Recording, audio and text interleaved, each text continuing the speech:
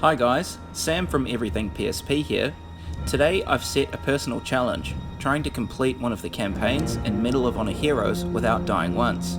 Now this is a game that was given to me as a child by my grandfather, who is actually a World War II veteran. So it's always had a bit of a special place in my heart, although I'll be the first to admit that the controls are really janky, and that's kind of what makes this game so difficult. Rather than the actual gameplay itself, it's just trying to point your gun in the right damn direction. Now I'm going to go through the entire Operation Market Garden in one stint without dying or resetting the game once, and we'll see how well I do. Now I'll just put limited commentary as we go through the playthrough. The game is very loud, so you probably can't hear me over all the action, but we're just going to hop in here and see how well we go. The AI pathing's not great, but it is actually quite fun to see what kind of strange situations that the characters will get themselves into. If you want to play with a more realistic feel, you can turn off these indicators, but I find them quite helpful when you're trying to play through the game, because the enemies don't exactly have the best AI pathing, as I said, and they can sometimes get stuck behind boxes, and they're quite difficult to find without those indicators on their heads.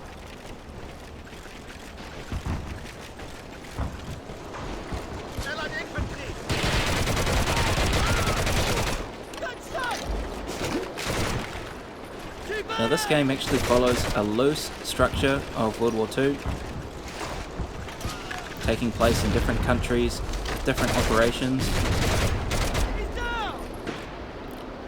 but I would say it's far from historically accurate.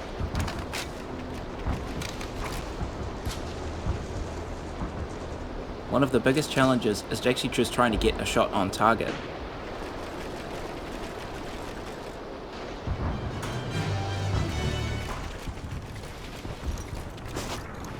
This game borrows a lot of tropes from other FPS games in this sort of genre, so capturing command posts, that sort of thing. You can peek around corners, which is sort of helpful, but only if there's a bad guy there. You do have to watch your six, as enemies will sneak up on you quite often. And there are special weapons across the map you can pick up to do a bit more damage. I'm only playing this on veteran difficulty. There is a hard mode as well, but that basically turns the AI into aimbots and is not as enjoyable to play. So you'll probably see this happen quite a bit throughout this playthrough. When I'm trying to fire on target, even though it looks like I'm lined up with the sights, nothing actually connects.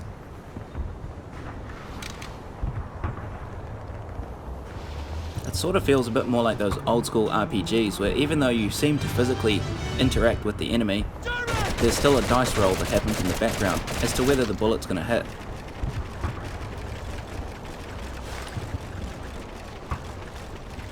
Luckily your AI buddies can act as a bit of a meat shield and cannon fodder to keep yourself safe. If your teammates do die during one of the campaigns, they do respawn and they will make their way back to your location. One thing I find really cool about this game is that the levels are actually in an open map and you can complete the objectives in any order that you wish. And there probably is a fastest route to take. I don't know if there's any speedrunning on this, I highly doubt it. But you could, in theory, make an optimized run for one of these missions.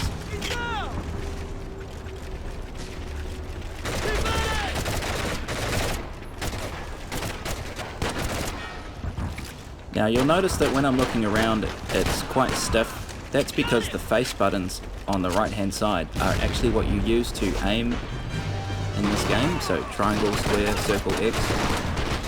It does take a bit of getting used to, but it's a common trait across most FPS games on the PSP. I am obviously playing this on an emulator for the purposes of recording, and that's connected to a PS3 controller which I've mapped the right hand joystick to sort of emulate another joystick, but the action's not great, it's still quite stiff. I actually find it easier to use the face buttons, especially when you're trying to precision aim. Now this guy's hiding behind a box, so I've just tried to jump up and get him from behind there, and somehow that actually worked. One thing I really liked that makes the game quite immersive is all of the speech. The enemies and your teammates alike will shout out comments of warning for grenades, or they'll compliment you on a good shot. And it can also be a good tell as to where the enemies are when you hear them yelling to each other. I'm curious to see what my grandfather would have thought about this game had he ever actually watched me play, but I think for obvious reasons he wasn't too interested in reliving some of this. But at the same time, I think he was quite pleased to see that I was taking an interest in history in a certain way. You have to remember, at the time there wasn't really anything like this available, of a full FPS experience on the go. And for the most part, this game is actually pretty serviceable. As I said, the controls are a bit janky, but aside from that, still a hell of a lot of fun. You'll probably see me reloading my pistol quite a lot. I always have a bit of a personal challenge to try and see if I can get a pistol shot off, but it's extremely inaccurate even at close range. It may just be that I'm not very good at this game, but I have been playing it for a while, so I'd like to think I know my stuff.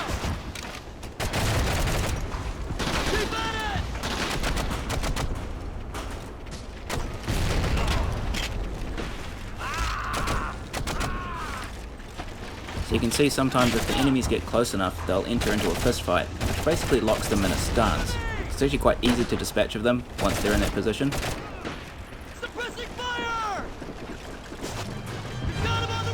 Now these secondary objectives don't really do much in terms of the campaign, but they do unlock extra skins that you can use when you're playing multiplayer with friends. And there's a skirmish mode as well, which I'll maybe cover in another video if you guys are interested in seeing that. Basically you choose a map, you can set up different bots and just play a deathmatch.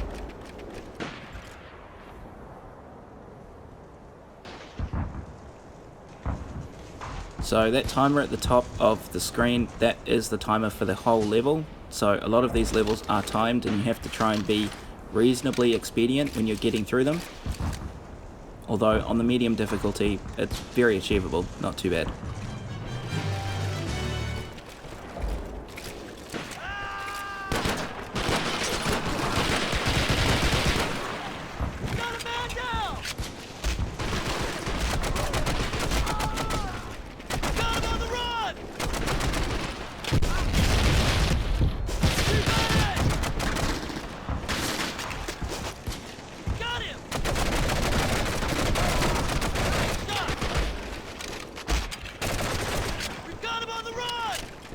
So a lot of the time when you capture an objective, there's not actually much activity going on, but as soon as you've actually completed that part of the mission, a whole bunch of enemies will spawn.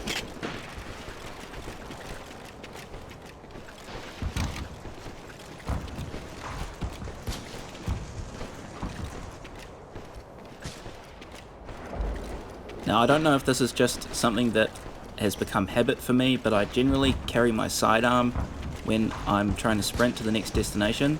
I don't think it's actually any faster, but it's just something that I've carried over from playing more modern games where your movement speed is different depending on what weapon you're carrying.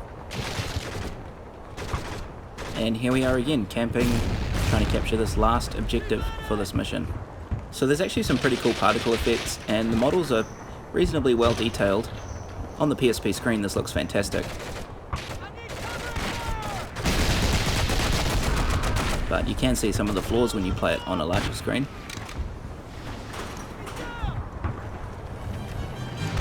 I'm sorry if my voice sounds a bit different today. I'm just recording on my phone while this video is playing, and I'm watching this playback and just adding some commentary. Being the Christmas holidays, don't have the normal setup that I would usually have, but coming into next year I've got some big plans for the channel, so hopefully you guys will be enjoying the content coming up.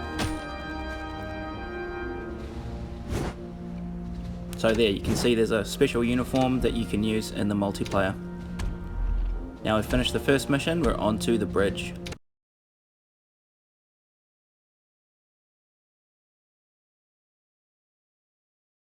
These little typewriter ticker tapes, I'm not going to hang on them for too long. but they basically give you the story of each mission and where they all fit in chronologically.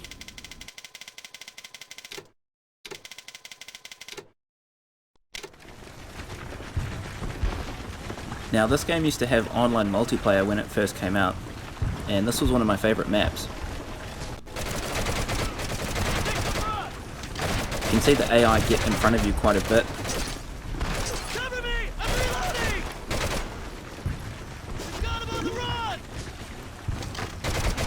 Got it! So as you can see, anything further than about 20 yards away, you've got very little accuracy unless you're dead on target. I think also the hitboxes are probably to blame, because sometimes I swear that I'm lined up perfectly for a headshot and it just flies over their head. There's also quite a considerable amount of recoil, especially on the Thompson. So you do have to aim down to correct as you're firing, because otherwise you'll end up shooting at the roof. For me, I don't mind it. It sort of adds to the quote-unquote realism of the game.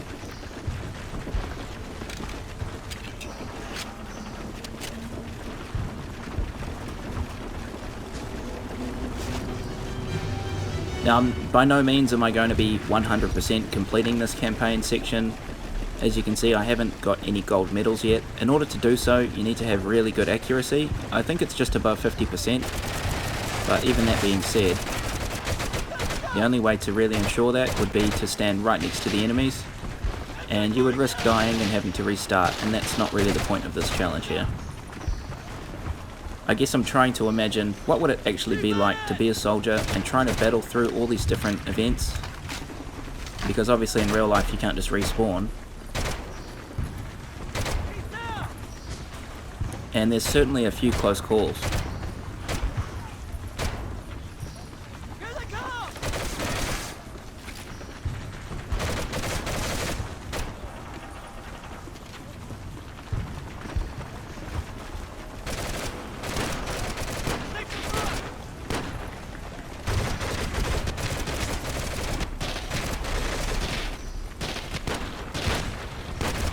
If you guys like this game, I may do a follow-up video of the other campaigns, perhaps taking a look at the skirmishes as well. And there is a sequel to this, Medal of Honor Heroes 2, which is pretty cool as well. That game is a lot more linear in its progression, but the levels are quite well thought out and the gameplay is a little bit easier, I would say.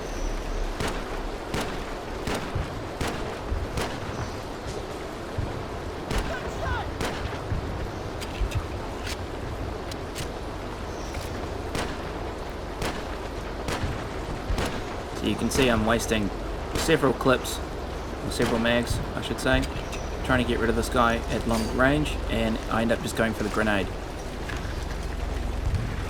But I threw it short.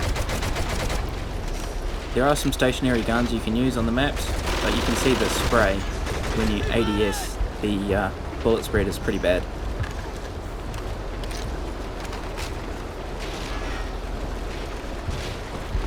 So it actually took me a little while to remember how to finish this mission, but if you look on the top right you can see there's a counter. It's basically like a hard point in Call of Duty. You just have to hold the base until the counter reaches its completion. But then I looked on the minimap and noticed that there was a couple of objectives I still hadn't completed. So it was time to abandon the bridge and try and pick up those last pieces of intel.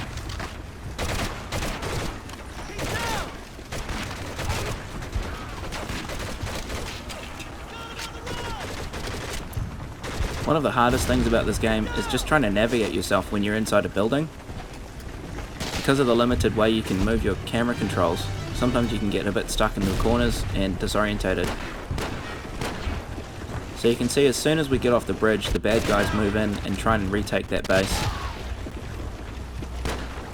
And there's a lot of them here. I'm a bit worried that... And he's pulling a grenade out. Luckily we kicked it out of his hand, and he's just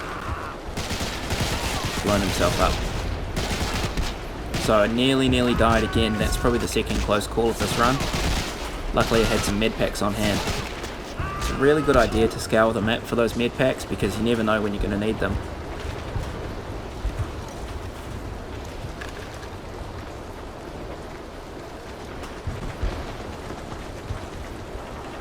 And so once again, just trying to recapture that bridge so that the counter can continue to go up while we go to get that last piece of intel.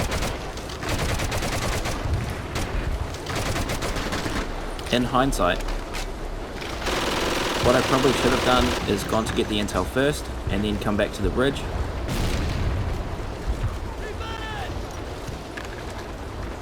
Got him! But it's been quite a long time since I played this game.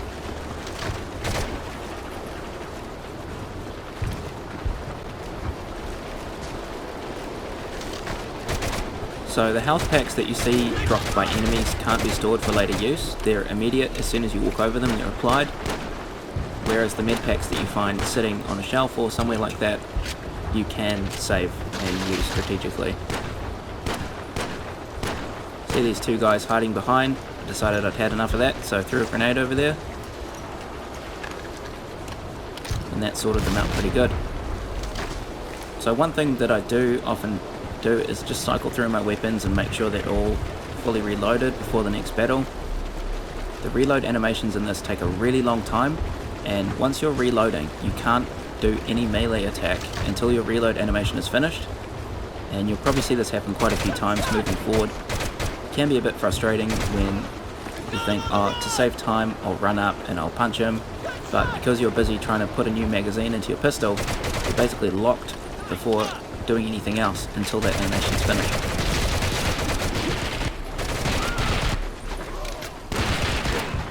A whole lot of grenades happening over there, and I just threw one extra in for good measure. Probably a little bit overkill.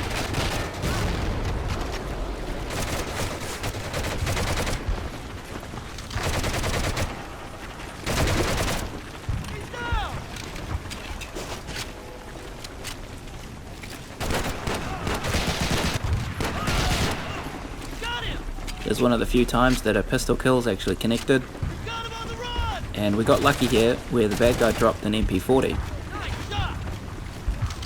I don't know whether this is actually better than the Thompson or not, but it seems to handle a bit nicer in the hand.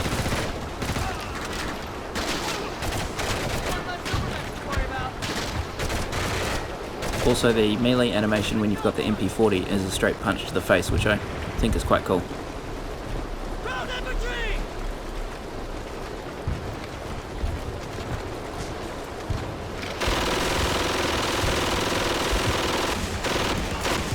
Doing nothing at all with that. Not a good idea to hop on the gun at that time. So you can see here I'm trying to melee him. There we go. So I was trying to punch him, but because I was too busy reloading, I couldn't actually do anything.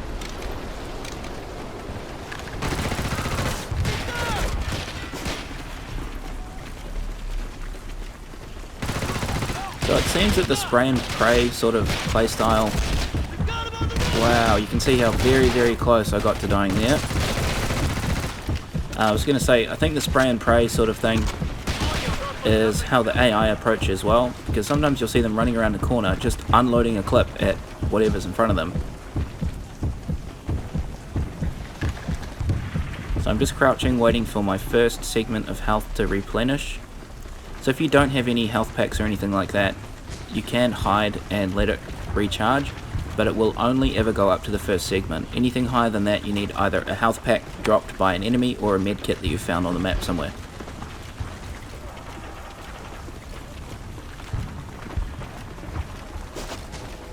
Just what we needed, so we're applying the med kit there. Now we're back in the green, feeling a bit more confident, and we're grabbing that intel. So all that's left to do to finish off this mission is to head back to the bridge and basically camp it out until we've reached our counter.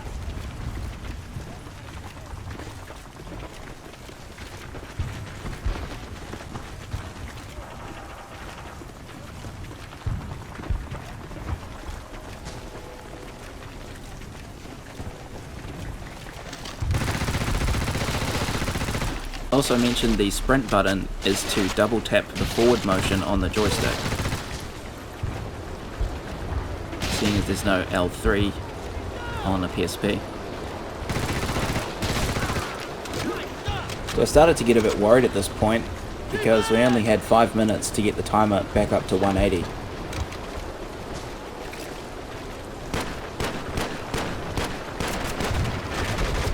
Maybe it's just me, but I do get Saving Private Ryan vibes peeking over with the pistol.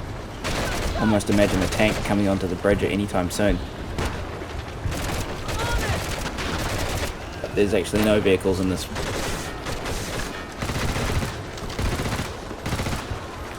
Keep at it! Nice shot!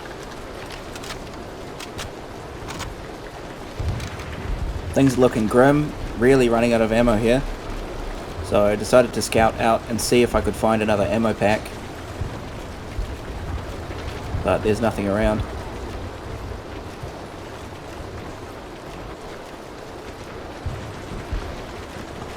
Luckily it seems like the AI decided to just let us have the bridge, so we didn't actually have to worry too much.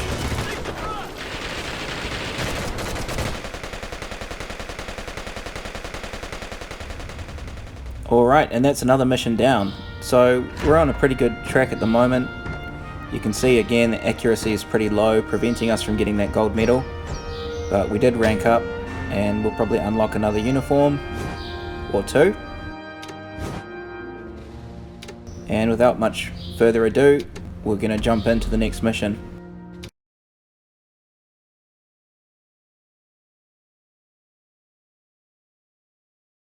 So again, another text crawl. If you want to read this, you can pause the video, but you don't really need to understand the story to play the game. And this is one of the few missions where you get to use an M1, which are really powerful if you get on target. But due to the controls,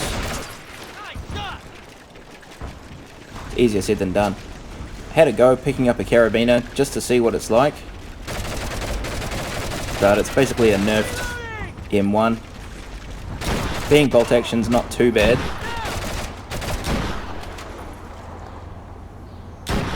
See, I got a long range kill. But I had to keep the M1 just so we can hear that glorious ping.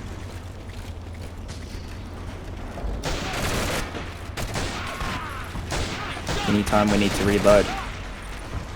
Now an interesting note here, which I actually thought was really cool, is you can't manually or you can't do a tactical reload of the M1 because of course that's not how the gun works. Once you put the clip in, that's it, and you have to run through and cycle that ammo until it pops out, and then you can put a new clip in there.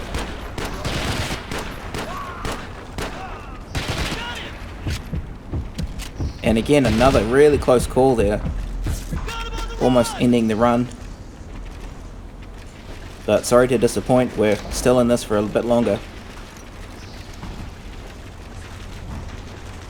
So one interesting story I heard, whether or not it's true, but the Allies used to throw their empty M1 clip brackets to simulate a reload and cause enemies to peek out.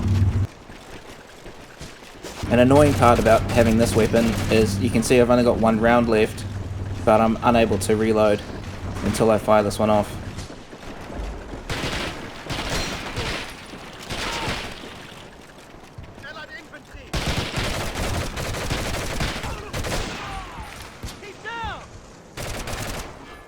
And I would have been able to line that shot up if my ally wasn't standing right in front of me. I'm pretty sure they teach you about standing in the line of fire.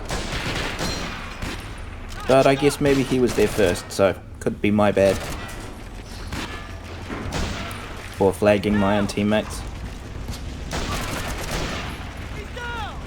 But by no means do I know anything remotely about guns or gun safety or how they should be handled in the real world, so this is all just me talking for the sake of it.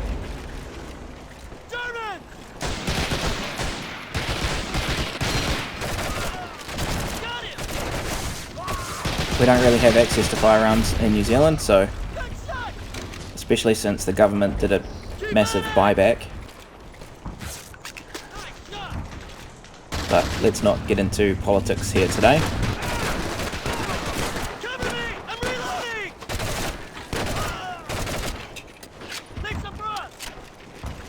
So you can see that guy just threw a grenade and decided to die immediately afterwards. Perhaps it was a valiant sacrifice for his teammates, but we'd already taken care of them.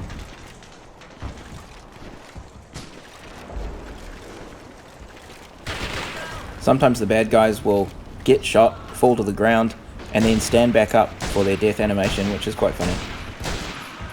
He's down! Keep at it! Stop!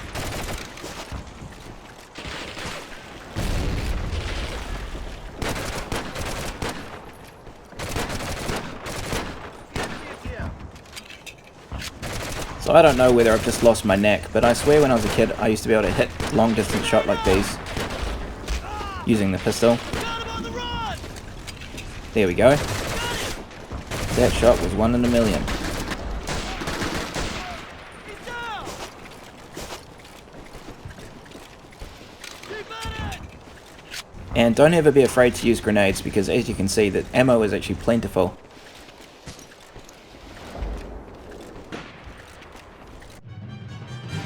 And I accidentally finished that round a bit early. I didn't realise that that was the final part of the mission. I would have liked to get the secondary objectives, but that's alright. In the name of expedience, let's jump into the church.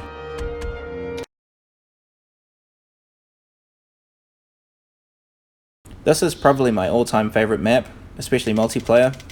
There's a secret area under the church that links to outside, which I don't actually think I ended up going down in this playthrough, because I got to a point where I was so worried about dying, and I really wanted to finish the campaign in this streak and not have to restart the whole playthrough again. He's down!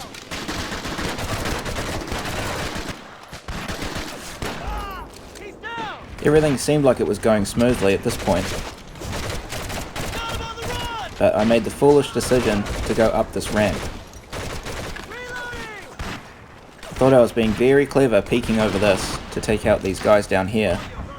Little did I know, there's someone to my right hand side, completely just laying into me.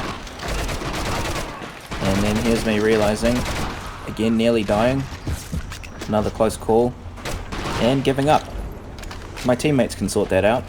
I'm on a mission here. So we go into the top of the church here, and while it's not impressive by today's standards, this was really cool when the PSP came out, seeing a map like this. The detail on the glass.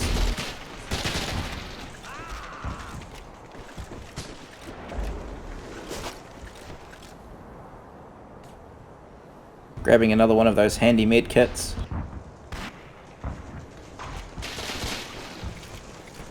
One of my allies has joined me here. This guy's hiding behind the organ. Grenade out! So as I said, on some of the maps there's secret weapons, or not so much secret, but there's more powerful weapons scattered across the map you can pick up. Here's a Enfield sniper rifle, just casually sitting in a church. He's down!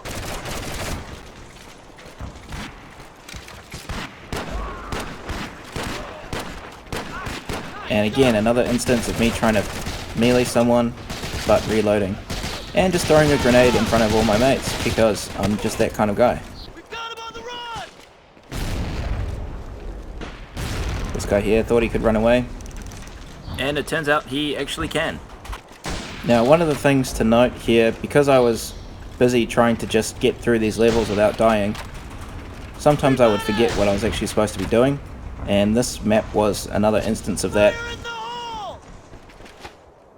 The counter in the top right hand side is showing current confirmed kills, and the match will end once we reach that target. But we haven't got any of the secondary objectives yet.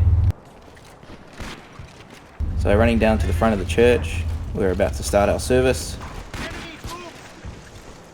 Accidentally almost TK'd someone. And I swear that guy just popped out of nowhere, so we'll just give him the old 1-2.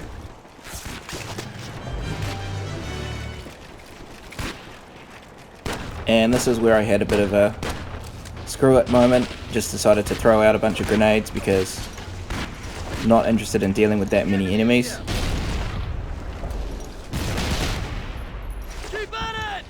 And they actually found their targets, which I was quite happy with. And it was just a couple of pot shots left to finish the level.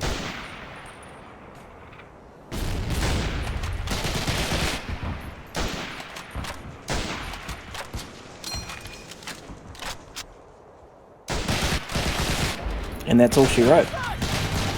That is the church complete.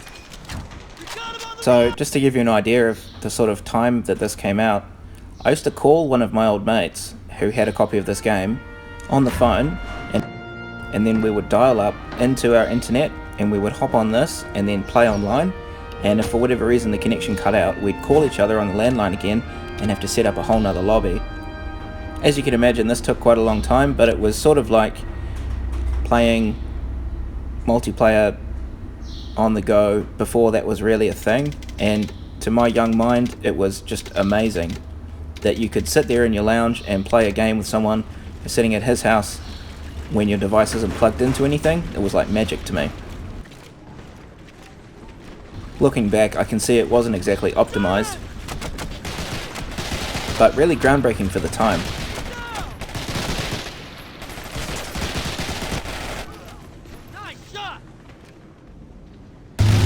I really wish all of those recent, the PSP 5G rumours were true, or that they do come to fruition, because I'd be really keen on a next generation Sony handheld. The enemy is here.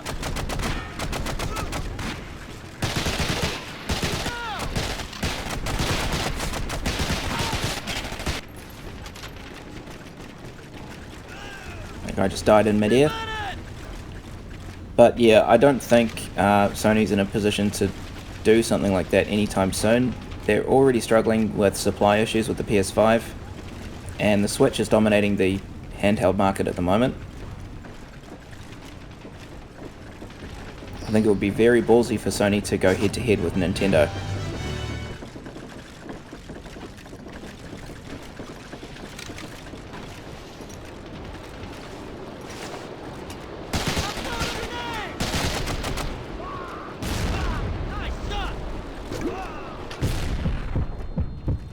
I think also people's gaming habits have changed. You're more likely to just go home and play a match than you would be to waste time playing a portable. And if you're out and about, most people would be happy enough to play a couple of mobile games instead. I mean, for example, I'm pretty keen on the old Call of Duty Mobile, although I will say the storyline in this is pretty compelling, and the old school gameplay is really nostalgic for me, so I quite enjoy this game, but I can see why some people might find it a bit dated.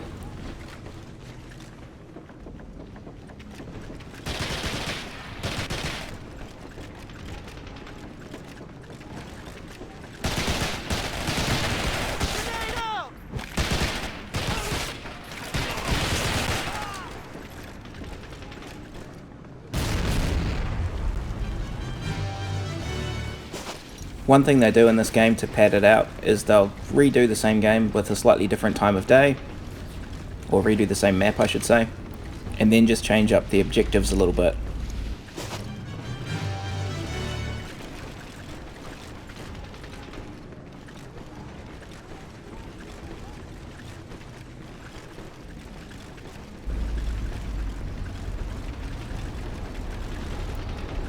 So this little boardwalk underneath the bridge is something that was really popular in the online back in the day. People used to camp on either side of this bridge with bazookas and take pot shots with noob tubes at each other. Lots of good memories there. He's down. We got him on the run. Good shot.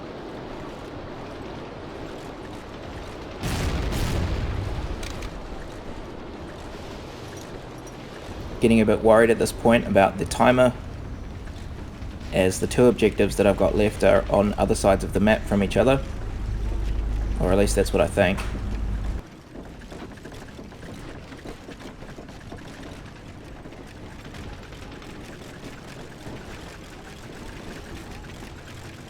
Hit the gun. You look at the precision, these guys both smashed a couple of grenades in there. And luckily I took that guy out who had a bloody bazooka that he was going to fire off at point blank, which probably would have ended my playthrough then and there.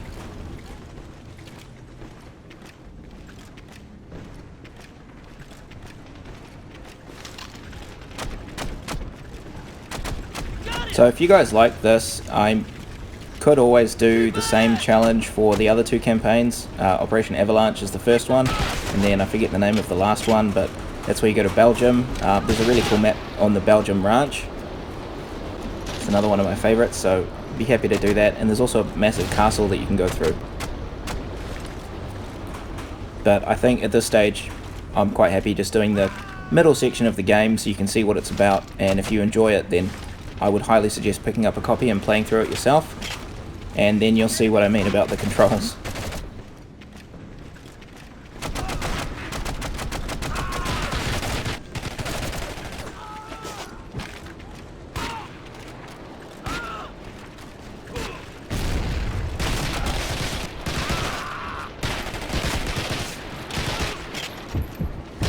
Another harrowing moment, so close to death, yet just hanging on thanks to the health packs being dropped. So if you play this on the hero mode or the hard difficulty, notice significantly less drops by the enemies.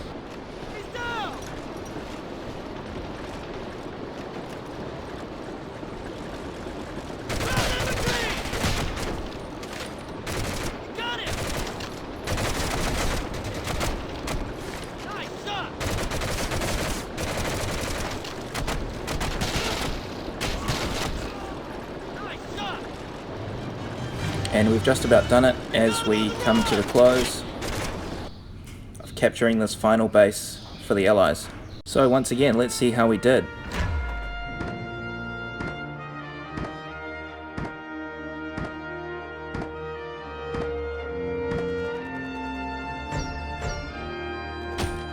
And we got a silver medal again.